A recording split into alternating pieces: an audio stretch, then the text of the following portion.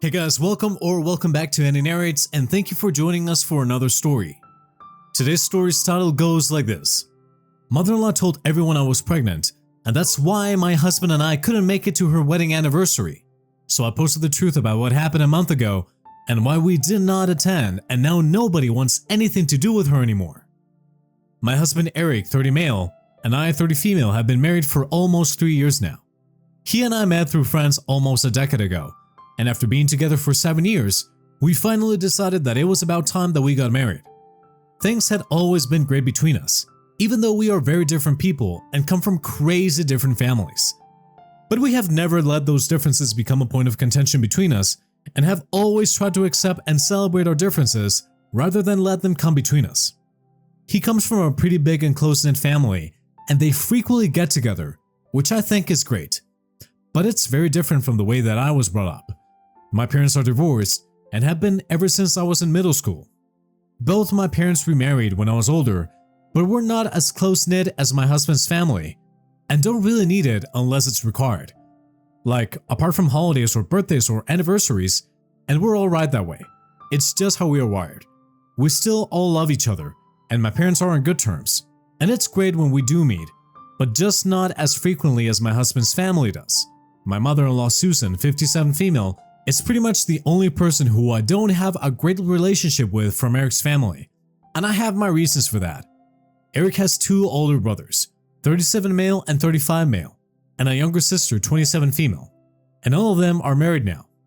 His older brothers even have kids, and his sister is currently trying to get pregnant. Eric and I are the only people who don't have kids, and neither do we plan on having children anytime in the future, because that's just not something that either of us want. Being a parent takes a lot of commitment and hard work, and I have huge respect for every working parent who can manage both their work and their kids, and also have a social life of their own. But I just don't think it's something that I want, and neither does Eric. So we have chosen to live a child-free life, and we are sticking to it. Eric and I are also the only 2 people in this family who got married so late, because people in his family usually get married really early, before 25 at least. But both of us waited until we were in our late 20s because to us, marriage just didn't seem very important. We were happy living with each other and sharing our lives, so marriage just seemed like a contractual agreement that wasn't necessary to prove that we loved each other. But we did end up getting married eventually because of other practical reasons that my parents brought up, and also the fact that Susan kept hounding us until we finally got hitched. Once we were married, she waited for a year and then started nagging us to have a baby, even though she was well aware of our stance on having kids. Susan believed that she could annoy us into having kids, but unlike marriage, we didn't have any practical reasons to have kids. So there was no point in her bringing it up at every gathering. After a while, it just got annoying and embarrassing because she wouldn't stop giving us tips on how to get pregnant quickly, most of which were just old wives' tales and didn't even make sense. But she would keep bringing these things up at family gatherings, and it would be pretty embarrassing for us. Eric and I still put up with it for a while until he finally snapped and told her that we were not willing to have kids, and she couldn't keep nagging us and expect us to change our minds. That happened at a family get-together as well, and after that, she didn't bring it up, but she distanced herself from us, and honestly, neither of us was complaining about it. Then, almost a month ago, Susan invited the 2 of us for dinner out of the blue, even though she had been giving us the cold shoulder for the past year or so. We accepted the invitation because we thought that she was finally ready to apologize to us and make amends, but it was pretty foolish of us to expect her to even acknowledge that she had made a mistake by nagging us to constantly have kids, in a public setting no less. She obviously considered herself way above apologizing, and we got that as soon as we entered the house, and she completely ignored me, even though she had invited both of us for dinner. There was some small talk, where she only responded to whatever Eric was saying, and even though my father-in-law tried to include me in the conversation a couple of times, she didn't allow it, and just kept on pretending like I was not even there. Then dinner was served, and that's when she finally started speaking to me, and not even there. And was actually pretty nice in the beginning. She asked me about my work, which she rarely does, and I told her that I was in the talks for a promotion pretty soon, and I could be expecting a huge raise with it. I was pretty excited about it, and Eric also seemed happy while I was discussing this with her. But then she cut me off and told me that she wished that I would just seem as excited while talking about more fulfilling things, like children. Both of us were caught off guard by her statement because neither of us was expecting her to just come at us directly like that. Eric told her that if that's what she had invited us for dinner, to ambush us and make us feel guilty for not wanting to have kids, then we could just leave. But she told us to stay because she wasn't done yet. She then turned to me and told Eric that she didn't really have a problem with him, and she believed that I was the reason that he wasn't willing to have kids anymore, and that she had, quote-unquote, figured everything out. I decided to stay and hear her out instead of storming off because I wanted to put an end to this once and for all. So I let her ramble on and accused my parents of failing to raise me to have family values and make me a quote-unquote real woman who knows what it means to have a traditional, fulfilling life outside of her career. She told me that my mother had failed as a wife, which is why my parents' marriage ended in divorce. And I was also heading the same way by refusing to let Eric have kids with me because she knew her son, and she knew that he wanted a family just as much as she wanted him to have kids. But she believed that I was brainwashing him into believing that a child-free life was the way to go. She said that I needed to accept my role as a wife and stop resisting what was only natural because my sounding happier about a promotion rather than a pregnancy was unnatural and wrong. She said that there was obviously a lot to unpack here, so she had invited us to dinner to discuss this so she could recommend therapy, which would finally allow me to accept the reality of the situation and stop letting my parents and their failed marriage affect my opinions even now as an adult woman. She told me that she wanted me to heal and only wanted the best for us, which is why she wanted me to give therapy a try so we could finally start a family of our own. Now, before I get to what happened after that, I just want to say that my parents and their marriage have nothing to do with my feelings about having kids. They didn't work out for each other as spouses, but that doesn't mean that they failed as parents, because they were always great to me and never let their personal differences get in the way of my life. Their divorce was mutual. They parted ways amicably and continued to co-parent me to the best of their abilities. Even after they remarried other people, they stayed friends, and all of us occasionally get together even now. I get along well with their partners and their stepkids as well. It's not a traditional family and we don't get together often because all of us are busy, but we love each other to bits, and I would not change that for anything in the world.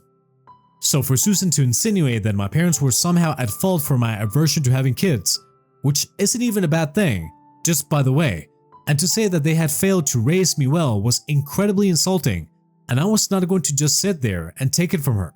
So after she was done with her nonsensical speech about wanting me to quote-unquote heal and get therapy or whatever, I decided that I'd had enough.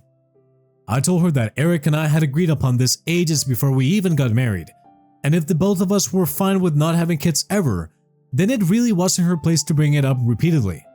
Not just that, but I also said that it was surprising that she thought so little of her own son that she actually believed that he, a full-grown adult man, could be brainwashed into something like this.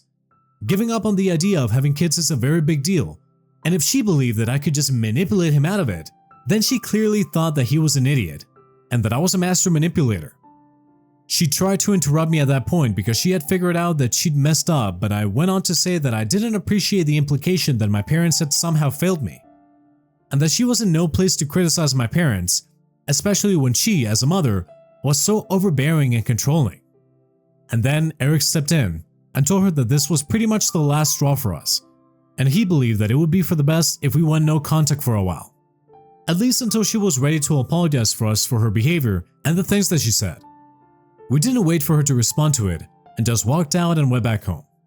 We didn't block her anywhere because we wanted her to be able to contact us in case she changed her mind and wanted to apologize to us, but the apology never came. During the last month, we have remained in touch with the others from his family, but none of them know about what happened at the dinner since none of them were present, and neither Susan nor we have spoken about this to them. So they have no idea about this Cold War that has been going on between us. They did ask a couple of times why we were not present at the family dinners that his parents host every 2 weeks, but we just made up something about being too busy and didn't tell them the truth, because we figured that it was not worth the drama, since then they would try to talk to us, tell us to clear the air, and make things better, and we didn't need that. Even the last time that Eric had snapped at his mother, Nobody had said anything to her for constantly bugging us about kids at these family get-togethers, but everybody else started telling Eric to apologize and fix this with her. Apparently, even though they understood and accepted his opinions, they said that Susan was just having a harder time with it because she was older and was from a generation where they did things differently. So it was a little more difficult for her to come to terms with our choices. And it turned into a whole thing, so this time, we decided that if Susan wasn't telling them, then we had no reason to make things worse for ourselves. We didn't tell anybody about this for a month, but after what happened last week, we just had to come out with the truth. Last week, Susan and Eric's father celebrated their 40th marriage anniversary. Legally, they'd been married for 35 years, but their common law marriage took place 40 years ago, since they weren't of marriageable age yet, but they were already sure of each other. They threw a party to celebrate their anniversary like every other year, but the only difference was that this time we were not attending, even though Eric's father had invited us. Since we were not on good terms with Susan, we decided not to attend. His siblings were busy with planning the party and did ask us to join in a couple of times, but yet again, we declined without much of an explanation since we didn't want to get caught up in any drama by telling the truth. So we really delayed coming out with what happened as long as we possibly could. But on the day of the party, I started receiving congratulatory messages from several of Eric's relatives and even friends because apparently I was pregnant now. Some of them even tried to call me to congratulate me, but I couldn't answer because I was still at work and I was supposed to work late that day. But I decided to come back home early, at around 6, and called Eric to ask about what was going on with him, and he confirmed that his relatives had been messaging him as well, and it was just all really confusing. But he hadn't responded to anything because he wanted to get to the bottom of this first. Once I was home, I decided to make some calls to his family because we had put 2 and 2 together. And since it was the day of the party, we figured that this must have something to do with that. His siblings had also messaged us to congratulate us earlier, so we called his eldest brother to ask why everybody was congratulating us on something that hadn't even happened. And then we learned that as soon as the party had started and all the guests had arrived, Eric's parents made an announcement to explain why the 2 of us were not present at the party. They told everyone that we would not be attending because I was pregnant and I wasn't feeling up to it. I was shocked because that was pretty much the stupidest thing that she could have come up with, but for some reason they believed that it was a good idea and went ahead with it, without thinking of the consequences that it would have. Eric was equally furious, and after some deliberation, we decided that we could no longer hold back and we needed to tell everybody the truth. So we went online and made a post to tell everyone what had happened a month ago, and we spared no detail because I believed that it was important for us to get our story out there. We made that post while the party was still going on and made sure to tag a couple of people that we knew would be present at the party so that word could get out about whatever Susan had said. And it did. The people who we had tagged in the post saw it and told other people at the party about it, and soon enough, it reached Susan and Eric's siblings. Called us back around an hour and a half after the post and demanded that we take it down because Susan was crying inconsolably and a lot of people were talking. Some of them had even left because they weren't exactly comfortable anymore. His siblings blamed us and said that we should have waited at least until the next day to tell everybody the truth and accused us of sabotaging their party on purpose. Eric fought with his family and he told them that Susan had no right to go around making false claims about us, especially something as huge as a pregnancy, and that she was the one who should have thought things through before she lied. But his siblings were not willing to admit it and kept insisting that we take that post down and issue an apology for ruining their party and making their anniversary all about ourselves.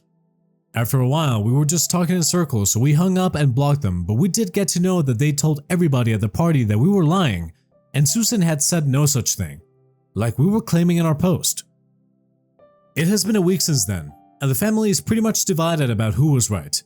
Some people believe that Susan was right about me and have even reached out to let me know what they think of me and say that I am apparently breaking their family up on purpose. But the overwhelming majority is on my side, and they think that things that Susan said about my parents were completely unacceptable and we were right to cut her out of our lives. Susan did make a couple of posts about how this has impacted her and all of them have been pretty sad and whiny, and she has been accusing me of wanting to steal the spotlight from her on her anniversary and make it all about us. She said that even if I did have a problem with her, then I should have at least had the courtesy to wait until the next day and then post about it instead of just going out of my way and making that day all about me. And as far as I know, her children agree, with the exception of Eric, of course, and so does my father-in-law. Am I the a-hole for making a post against my mother-in-law on the day of her wedding anniversary?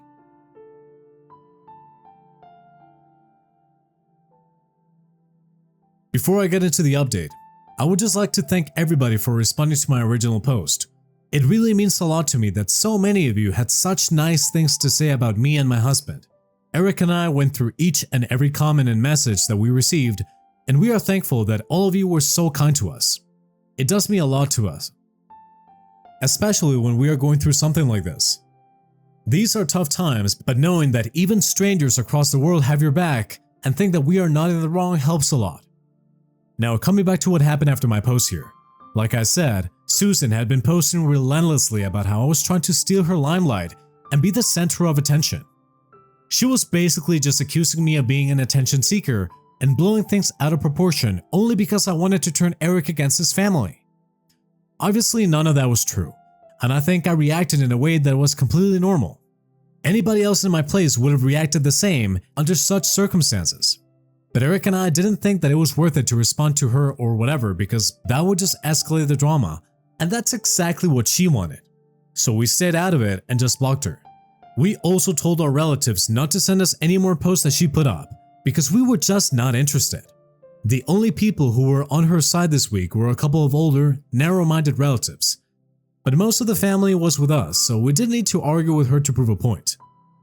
Even after we blocked her, Susan tried to get through us by making new accounts and messaging Eric, demanding that we apologize to her publicly. But it has been a couple of days and we still haven't apologized, so I think she should take that hint and just leave us alone at this point. I can't figure out why she believes that we are the ones who need to apologize when she was the one who first nagged us about kids and then got mad when we said that we weren't interested. And then she insulted my parents and still expected us to keep in touch with her.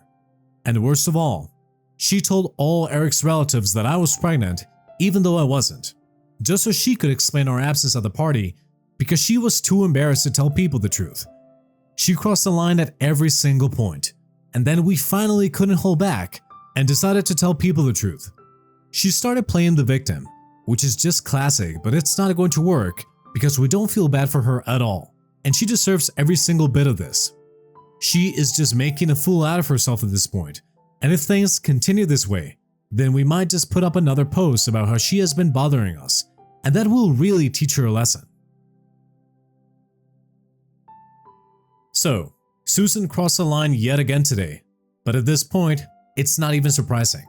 Thankfully, it had nothing to do with me, but it was really embarrassing for Eric, because she showed up at his office today and demanded to see him, but he was in a meeting. So she wasn't allowed in and was told to wait. But she started throwing a tantrum and had to be escorted out by security. Eric had a lot of explaining to do to his boss because she had been horrible to the receptionist, but his boss was an understanding man, and since he had been working at this company for quite a while, people didn't make much of a deal about it. They understood that his mother was being unstable, and it was just family drama that had gone out of hand.